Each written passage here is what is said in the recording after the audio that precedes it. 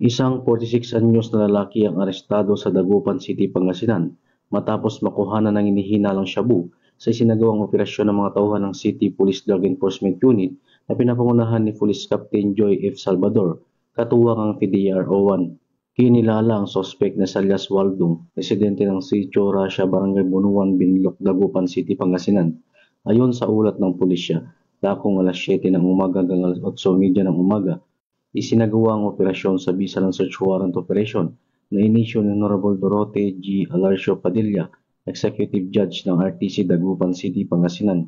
Nasamsam mula sa suspek ang 4 na piraso ng heat cell transparent plastic sachet na naglalaman ng hihinalang shabu na may kabuuan na timbang na 20 gramo at tinatayang halagang 136,000 pesos. Bukod dito, nakumpiska rin ang isang item na pouch, isang digital with skill at isang bundle ng mga empty plastic sachet.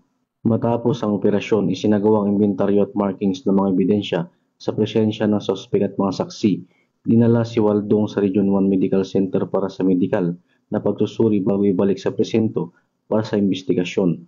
Inihahanda na ng mga otoridad ang kasong paglabag sa Section 11 and 12 ng Article 2 ng Republic Act 9165 o ang Comprehensive Dangerous Drugs Act of 2002 laban sa sospek.